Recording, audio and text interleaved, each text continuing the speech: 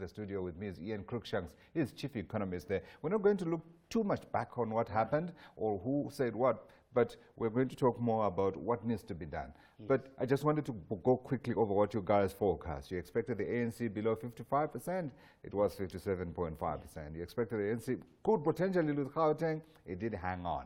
Is that the usual, do the usual caveats around forecasts apply in here? I think what we have to say is, you know, politics cannot be accurately forecast.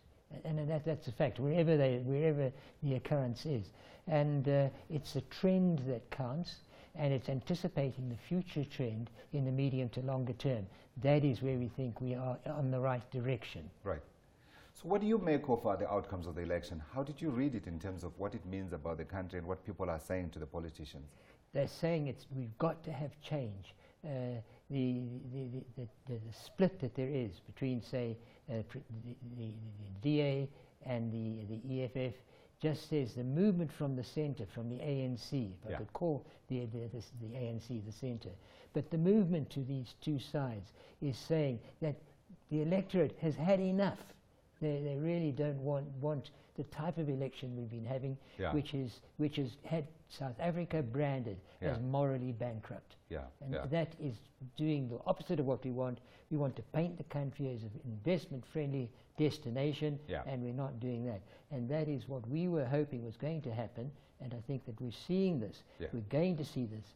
This is the one chance that President Ramaphosa has of making considerable changes. And I think that the electorate is backing him.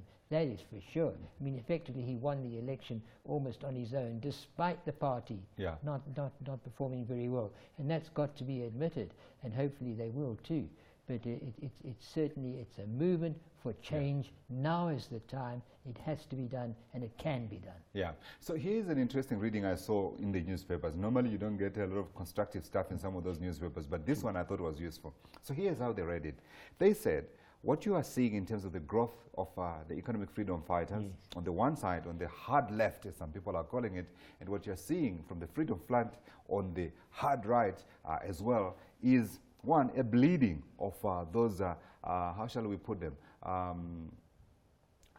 you know, people who are convinced of their own political beliefs. So on the DA side, what you are seeing is a bleeding of the National Party diehards. That's what they are reading, and which is not a bad thing. That's what they are saying. Not me. And then on the EFF, they are saying you are also seeing, again, a bleeding, if you like, of those hard leftists, people who are unconstructive. Is that a good way of reading it, and saying the ANC is good for the loss of this? Godfrey, I think so. That's a very sensible way of reading it.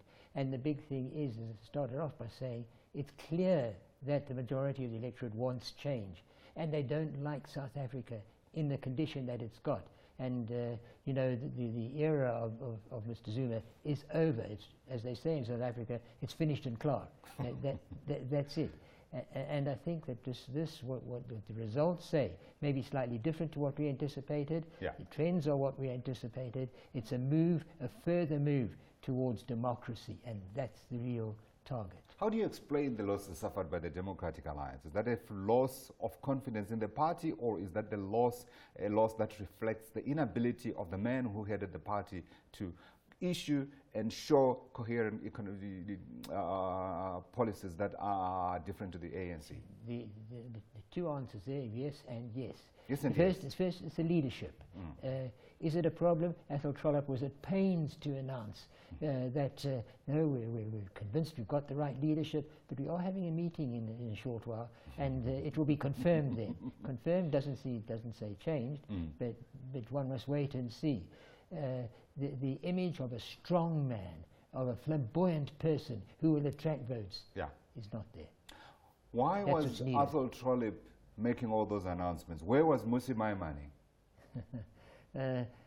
I think perhaps the occasion overwhelmed him. I think it goes to show that he has some limitations. We know that. And he's maybe not the ideal people's man that the party needs right now. The party is seen also to be at war with itself. You know, there was Helen Ziller, there were the others, and you know, it just doesn't seem to be a cohesive movement that can say, here's the action plan. It was an inaction plan. Absolutely, and that continues to be the case, because now we're hearing all these voices. Helen Ziller issued her own analysis. Arthur Trollip comes up and says, this is because of this, and then Musi comes and says it's a collective decision. Anyway, it's as uncollective as you can get. All is well. It's not all well. It is, all is not well. All is not well. Let's talk about Cyril. Are we being too kind about his losses as well? Because he lost a bigger chunk of support, didn't he? If he hadn't have been in, the party could well have lost a lot more. IS doesn't agree with you. Well, there's a personal view. I say could have. It's impossible to be certain, but I think that you know, once again the electorate are saying we've got to restore moral standards. We've got to make South Africa known for the standards that South Africans were renowned for, and we've lost that in the last decade. Right. How much political capital did Cyril Ramaphosa buy with these 57.5%? I think the fact that that it wasn't lower, for instance, that percentage wasn't lower, was entirely due to him. It's one can't measure personal support, but if we had an election like they do in America for presidents, one can be quite sure he would have had an overwhelming majority. Sure. So to say how much did he buy? He took a lot there. Did he take a lot? I think so. What can he do with it, though? Can he do enough of what is required? He can pull the central committees with him to say, here's what needs to be done. It's plain to see, you know, we've got to get rid of fraud and corruption in the inner circles that actually run government. They've got to be seen to have to do something about the bloated public sector. That's plain to see. And there have been some support for that. But I think that's what's got to be seen, and they've got to be seen to be facing up to the problems of Eskom, to the problems of all the other state-owned enterprises, all of which are virtually bankrupt. Absolutely. And I think that's a tragedy.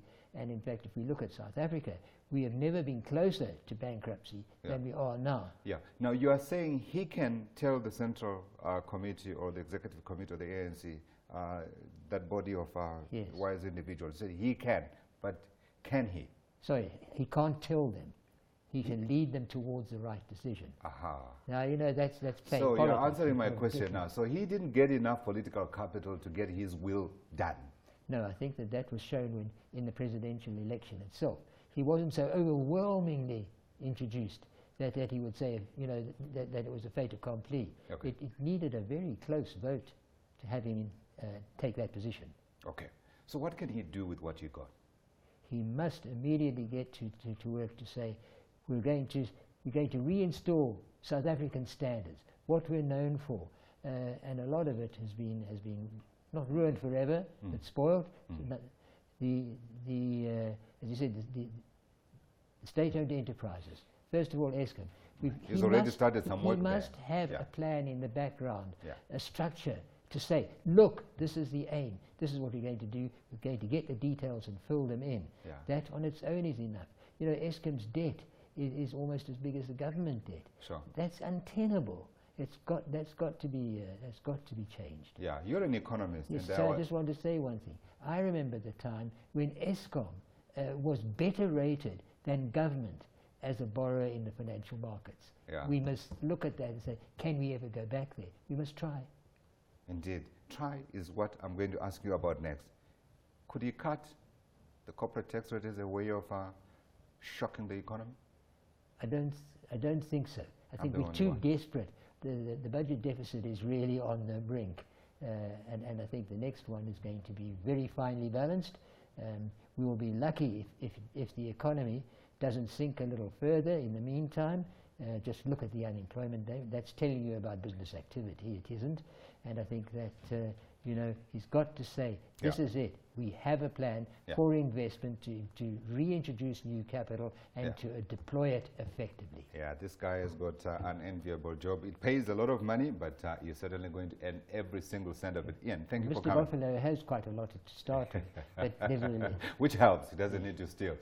He's from the South African Institute of Race Relations. Before